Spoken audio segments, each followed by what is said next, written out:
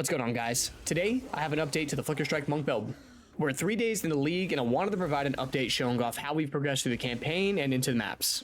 We've pushed all the way in the T15s and have started killing some pinnacle bosses with both Flicker Strike and Falling Thunder. I've also been able to farm Trials of Secumus and do some carries along the way.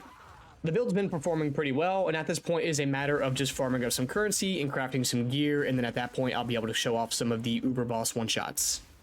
Now, as for the build, GGG has made a lot of changes to the passive tree and support gems that were in the initial patch notes, so I have had to change some of the gem setups and passive tree. This is going to be continued to be updated, so be sure to check out the Mobalytics planner, in which I will include a POE Ninja link to my current live build. I'll also have that in the description of this video, so be sure to check that out and pay close attention to it. Now, I'm going to let some of this footage roll behind me, so if you want to see what some of the bossing and mapping looks like, you can go for it, and I'm going to go ahead and jump to talking about some of the gear, the gym setups, and the tree. Oh, yeah. If anybody finds some green... Oh my gosh, boys, look at that damage! Look at that damage! Get the bell down. Get the bell down. Get another bell down. Oh my gosh, it's chunking them. It's chunking them, boys. Oh, Whirling Assault's crazy now. It's actually crazy now. You can just tank through that, or do you have some kind of... Yeah, it's because of... Oh, yes. Wait a minute. Oh, shit. Wait a minute. Oh, No was that Temporalis? No Ain't fucking way. no way. Ain't Yo, no way. A Ain't no buddy, way. nice. Ain't no...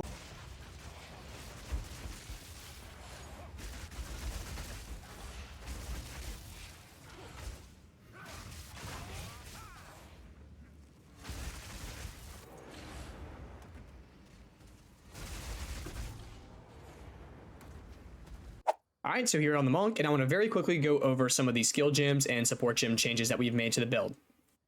So we have changed our strike skill. We were using Tempest Flurry or Ice Strike, but now we are using Whirling Assault. Now, Whirling Assault got buffed in 0.4, and it is absolutely phenomenal. This skill was amazing through the campaign. This plus Tempest Bell deleted every single boss.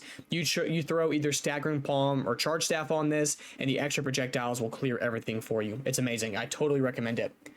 On here, I do have a very fizz-based staff, so I'm using physical increasing support gems. If you had an elemental staff, you could use elemental increasing support gems. Currently, I'm using half for more fizz damage, heavy swing for more fizz damage, rage 3 for rage on hit and a little bit extra attack speed, pinpoint critical for more crits, and practice combo. Now, these two right here, pinpoint critical, is extremely important because we need our critical hit chance brought up for cast on crits. And we have practice combo for building additional combo. And I will talk about combo once we get to Hand of Chayula. We then have Flicker Strike. Flicker Strike is right now, our main bossing skill and our pseudo mapping skill. You could use Falling Thunder if you wanted to. Just at the moment, I am using Flicker as it is a bit flashier and fun to use. Currently, I'm using Concentrated Area for more damage, Pinpoint Critical for more critical hit chance, Close Combat 2 for more attack damage, Perpetual Charge for chance to not remove charges, and then Hit and Run for more skill speed. Now, Flicker may feel a little clunky until you get Hit and Run, so if you don't have a perfect, or maybe you want to wait and use Perpetual Charge last, that's fine too. But until then, if you're not enjoying how clunky Flicker may feel without this support gem, feel free to use Falling Thunder. On Flicker, you do want your critical hit chance brought up as high as you can. Currently, I'm at 78.12, but do remember that we do get additional critical hit chance from things like the Dizzying Hits node and the Distracted Target node. We then have our Charge Staff. This is our buff skill. This is adding a ton of added lightning damage to attacks and adding shockwave damage. On Charge Staff, I'm running Prolonged Duration 2 to increase the duration of the Charge Staff buff. I'm running Innervate for the extra damage as lightning when we kill a shocked target. Culling Strike to cull enemies, Pinpoint Critical for more critical hit chance, and this is important for building more cast on crit energy, and then Blind 2 to blind, because we want to blind for the extra critical hit chance. We then have Hand of Chayula, and this is how we get our power charges in our boss fights. On Hand of Chayula, it does apply any socketed marks and curses. The mark that we are using is Sniper's Mark. Sniper's Mark will increase the damage of our next critical hit by a very substantial amount. So this is really important for getting those one-shots on those Ubers. I then run Culmination 2. You have to equip this first to equip Aelish Chimes. This also allows you to build up combo on the skill. That is this number down here in the bottom. Aelish Chimes is important because we have a chance to gain a power charge when expending combo. You generate combo by hitting stuff with your main attack. You then use the skill to expend the combo, and Aelish Chimes will grant you power charges. Now, for every stack of combo, you have a 25% chance to gain a power charge. With 4 stacks of combo, you are guaranteed 1 power charge. You can get up to 20, so you're guaranteed up to 5 power charges once you reach 20 stacks of combo. That is why I run practice combo, to have a chance to build additional combo on hits. This will allow this to build up faster, to use this to get our power charges faster in boss fights. I also run charge perfusion because this allows you to have a chance to get additional charges, so you may not have to get all the way to 20 stacks combo. And then we have Rapid Attacks 3. This just speeds up the attack animation of Hand of Chayula. This is important because it does feel a little slow. I then run Mantra Destruction, and this is really important for empowering our Flicker or our Falling Thunder. This just is you build up combo by hitting things, you use this skill, and then your next attack will deal a ton of extra damage as Chaos. We run Chaos Mastery for a +1 level of Chaos skill, Prolonged Duration 2 to increase the duration of the Mantra buff, and then Mobility to reduce the movement speed penalty when using the skill. I then have Herald of Thunder. This is helping us clear, and at the moment I'm using this, I will be swapping this to Herald of Ice eventually. It is just a matter of getting more cold damage and freeze build up on my gear pieces. Right now, I'm using Magnified Area 2 for extra AoE, Elemental Armament 2 for more elemental damage, Elemental Focus for more elemental damage, and Pinpoint Critical for extra critical hit chance for building up more Cast on Crit energy. Now, let's talk Cast on Crit. If you do not have a sufficient critical hit chance, I don't recommend that you use this yet. I recommend that instead you use Reaper's Invocation. Reaper's Invocation will function almost like Cast on Crit. You will hit and kill things, and you will build up energy. Whenever you kill things with melee attacks, you will gain energy. When you build up energy, you can use this skill to use socketed spells. It's just like Cast on Crit, except it's not automatic. So what you'll do is, instead of using Cast on Crits, you'll have on your Reaper's Invocation with your skill. You'll kill some stuff with your main skill. It'll have a number that pops up here. You will use this skill, and whenever you use it, it will cast Profane Ritual to grant you power charges for mapping. If you have a sufficient critical hit chance, you can use Cast on Crit, and feel free to use the exact same support gems that I have shown here on Cast on Crit on Reaper's Invocation. So Profane Ritual, make sure this is level 7. You want it to be level 7 because that's the lowest level that's available, and you want to only use this for getting power charges. When you raise the level of this, you raise the mana cost of it. I then run Overabundance 1, and you do want Overabundance 1 instead of 2 because this reduces the skill effect duration. And the less the skill effect duration, the less the duration of the ritual. You can see the ritual duration is currently 1 second. If I was to take this off, the ritual duration would be 2 seconds. So be sure to run this to speed up how fast you get your power charges back. I then run Charge Perfusion 2 to grant me additional charges. I then run Boundless Energy for more energy gain, and then Energy Retention to have a chance to retain some of the energy that we spend on Cast on Crit. We then run Wind Dancer. This is used to increase our evasion rating and also provide a Gale Force explosion. If we do get hit, this will help push things off of you. I'm using Magnified Area for increased AoE. Close Combat, which should be 2. I would use Close Combat 2 for more attack damage. Blind 2 and Maim, and then I would run Pin. And then have Mana Remnants. This is how we're sustaining our mana whenever we are mapping and bossing. It will grant you a chance to spawn a remnant when killing an enemy affected by an elemental ailment, and then spawn a remnant on critically hitting a target affected by an ailment no more than once in every 2 seconds. So whenever you're in a boss fight and you're critically hitting the boss, you will be getting mana back. Same thing whenever you're mapping, whenever you're critically hitting or killing things, you will be spawning these remnants, which will give you a ton of mana. I then run Harmonic Remnants 2 for the increased chance to grant an additional remnant and to collect them from further away. I then run Remnant Potency 1 for the increased effect. And then I'm running Ghost Dance. Ghost Dance is to provide us a little bit of ES sustain. Now, this may not feel as good right now until we build up our evasion rating, and it does give you ES based off your evasion rating. So if you don't have a very high evasion rating, you won't be getting a ton of ES back. We just need to build up our gear a bit more, and this will start to feel really, really, really good. We're going to run Compressed Duration 2 to reduce the skill effect duration. This is because it has a 4-second timer to gain a charge of this. Typically has a 6.4, so run this to reduce the duration that it takes for you to gain one of these Ghost Dance Shrouds.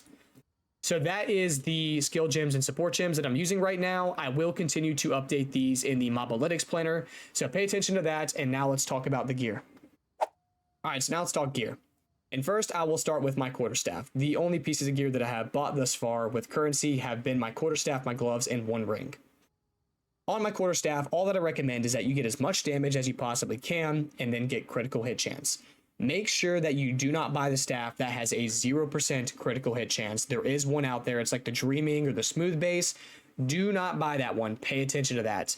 So make sure you get the highest damage staff. It really doesn't matter, but I can recommend either Fizz, Lightning, or Cold. Fizz because Whirling Assault does really well with some of the physical support gems. Lightning because Lightning allows you to shock, which will allow you to deal extra damage and also activate Herald of Thunder more often. And eventually we will want Cold because we are going to go Herald of Ice. But for the time being, get any staff that has a really good amount of damage on it that you can. Level of attack or level of melee is also going to be useful eventually. It's just really hard to get your hands on one right now. Staffs right now are going to be a bit expensive for a little bit. It'll take a couple days. The market will stabilize. More people will start crafting and the price of gear will go down. So do keep that in mind. But that is my staff. That is what I'm running on it. On my gloves, I'm just using a pair of evasion-based gloves. It can be EV, it can be EVES, it can be ES, does not matter as long as you have a decent pair of gloves. I got +2 level of melee. I got some added lightning damage, some added fizz damage, some res, and some leech as mana. Now, since we are doing a good bit of fizz damage, I am leeching some as mana to help sustain our mana. You can do the same for life if you wanted to. Really, all that I recommend on the gloves is that you get some added damage to attacks. I do like lightning on here, and then level of melee, your res, your attributes, anything that you need like that. Next up is the body armor, and on the body armor, we are using a EVES base. That is my preferred base, and I did craft this myself. It's pretty easy to craft body armors right now using essences. You just want to prioritize getting as high EVES as possible. The more the better, because of course your defenses, and then Lead Me Through Grace is going to grant you more spirit. So, of course, get your res, get your attributes, get your EVES. I'm using a ES helmet because we are using Subterfuge Mask. For every 1 ES, we get 2 EV, so we are getting a pretty nice amount of evasion rating off this helmet. Get your res, get your attributes. If you want to, you can get critical hit chance, you can get some rarity, you can get some mana, you can get some life, whatever you need to. Next up is the boots. I'm currently using a EV-ES pair. Same thing, they can be ES, they can be EV, they can be EV-ES, whatever you can slot in. I recommend that you get movement speed, get yourself some max life, your res, your attribute, deflection, whatever you may need. There is the boot swap. I have bought the Power Tread hunting boots. These are great for swapping on during your boss fights. They are currently an Exalt to 2 Exalt, so very cheap. Swap these on your Uber bosses, on your Pinnacle bosses. Maybe you need some help on a map boss. This will add a +1 to max power charges and give you increased crit damage bonus per power charge. So really nice for squeezing out a ton of extra damage if you need it. Next up is my rings, and on the rings, I recommend that you just get some added damage to attacks. Does not really matter. I do like lightning and fizz more than fire and cold. I would get some life, I would get some attributes, your res, anything like that, some rarity. And then I am using 1 unset ring. The unset ring is allowing me to equip in an extra skill gem. This is so I can squeeze mantra into the build. Eventually I will have 2 unsets, so that way I can fit in elemental conflux. This will change over time. Just got to optimize my gear a little bit more and we'll get there. Same thing on this ring, some added damage, some rarity, some attributes, some res, whatever that you need. For the amulet right now, I do have increased EV, increased ES, some life, some crit, some attribute. Same thing, whatever that you can squeeze on at the moment. And then I have anointed it with critical exploit, and that is just a critical hit chance node. I recommend anointing with whatever that you can get right now because the emotions are very expensive. Anoint with something that will benefit your build that's not going to break the bank. And in the belt, I'm using a belt with some max life, some mana, some res, some attributes if you need it, whatever that you may need. I would recommend trying to get 3 charm slots. That way you could run a stun of freeze and a rarity, or a stun of freeze and ignite, or a stun of freeze, a bleed. Whatever charms that you want to run that you typically have problems with, that is why I recommend having at least 2 charm slots in the belt. You get a +1 buff from the campaign. My flasks are pretty basic. I just have a ton of recovery on this one and a ton of recovery on this one. So flasks are pretty standard, but that's my gear pieces for right now. Nothing too special. I think everything here is under a div. I've managed to craft these, find these. I did buy these 3 pieces right here. That's really it. Just grind away, craft what you can with essences, pick up everything that you can find on the ground, and you'll get here eventually. So now let's go ahead and talk the passive tree and jewels. All right, so now let's quickly go over the passive tree and jewels. So with my first set of points, I did go with Eye on the Thunder. I was using Tempest Flurry, so I did go this route. If you were using Ice Strike, you would go Eye on the Blizzard. I still like this if you were using Whirling Assault because it's an extra chance to shock. With my next set of points, I did go with Sunder My Enemies. Now, I know in the guide originally I had Unbound Avatar, but they did modify this skill in 0.4, and I found it really difficult to build up an energy during the campaign with it, so I decided to drop it and go with Sunder My Enemies and build crit early. This will make you ignore enemy monster elemental resistances whenever we crit. This is so we don't have to build into elemental penetration. With my third set of points, I went with Lead Me Through Grace. This is going to give you +1 Spirit for 8 ES on body armor and +1 Spirit for every 20 EV on body armor. This is how I'm building up my Spirit to 187 right now with no Spirit on my body armor or my amulets. With my last set, I went with the Soul Springs Eternal. This is going to allow your meta skills to gain more energy, and it will increase the meta skill reservation efficiency. This is making your cast on crits cost way less than it typically does. It typically costs 100 spirits. When you quality it, it's 90. And then right now with the reservation efficiency, it's only costing me 63. So super nice for squeezing out that little bit of extra spirit. Now let's talk the tree. Now the tree compared to what you see in the POB file is different because I do go with CI, and I will go CI eventually once I have some better gear pieces. For now, we are going to stick with non-CI, stack life, stack ES.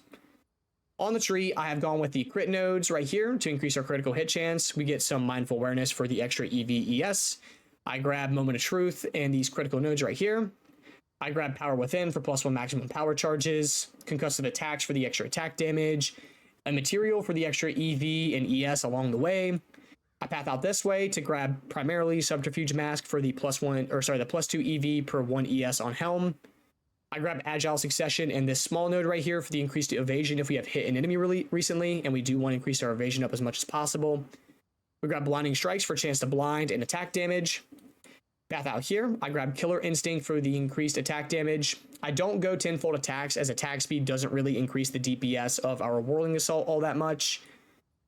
I then grab Distracted Target for the increased critical hit chance against blinded enemies, and this small little node for here for increased damage against blinded enemies. And then we have our first Jewel.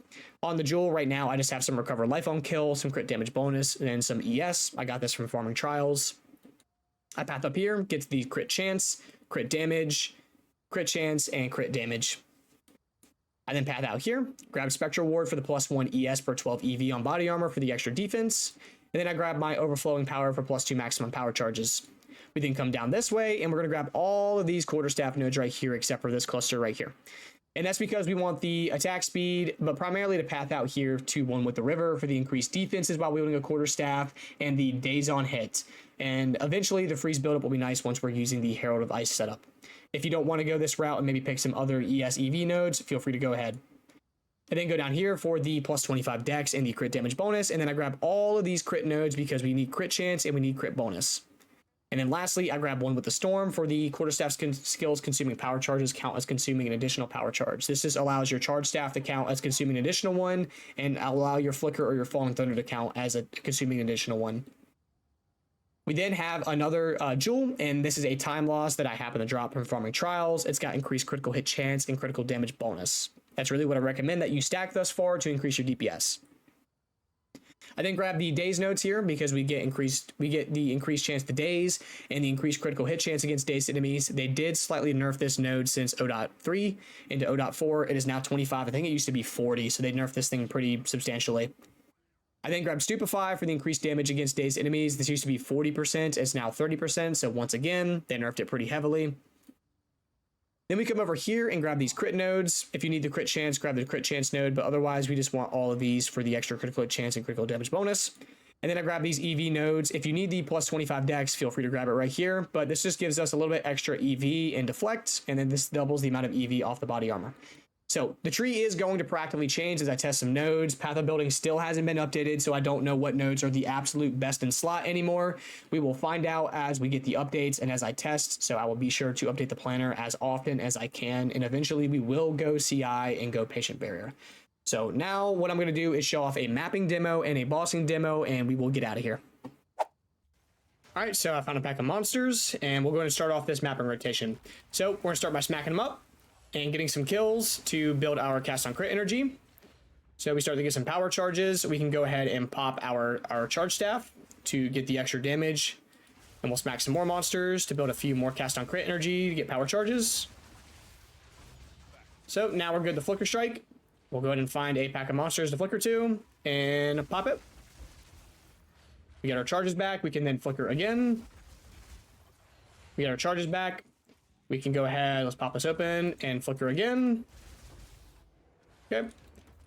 Same thing. Pretty much you just continue to Flicker. If you run out of charges, you just smack them some more with your Whirling Assault, or you can use your build-up combo to gain charges. But that is the loop. You're just going to chain building charges throughout your map, and you will, flicker around whenever you can. I'll go and pop this breach and show you guys what a breach will look like. Now, you do have to be pretty smart with your flicker uses. You do want to try to group up some enemies together, so that way you can get some cool chains going on.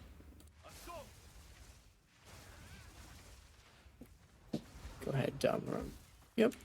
Pop our charge staff some more. Let's go and get back in the breach. Let's go check out this way. There should be a lot more monsters over here now. Yep, so we can go and flicker up this way. Flicker this way. Go wrap around and flicker this way.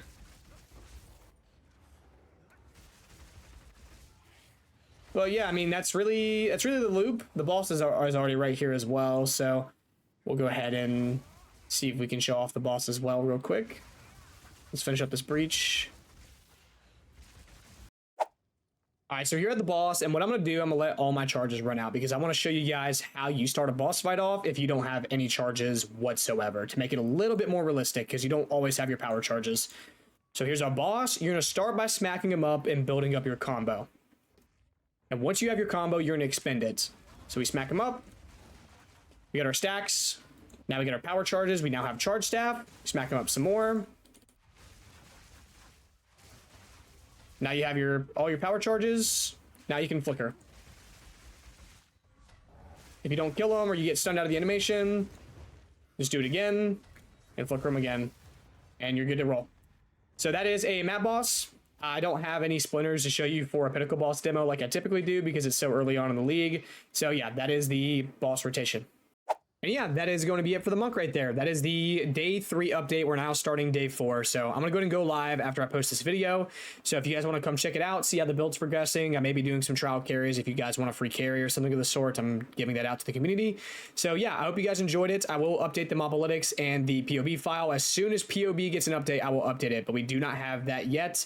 So yeah, keep an eye on that. I have a POE Ninja link. That way you can check out my live build if you want to. And yeah, if you made it this far, appreciate you watching and hope to catch you guys in the next video. Take care.